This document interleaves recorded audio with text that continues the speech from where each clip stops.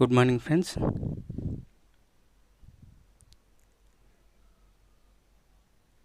RRB Group D court case 10th versus ITI aspirants. ఈ court case అనేది dairy number 679/2025. దాని details చూస్తే 4th November 2025కి ఇది hearing జరిగింది. ఇంకా దాని యొక్క ఫైనల్ ఆర్డర్ అనేది పెండింగ్ స్టేజ్లోనే ఉంది. సో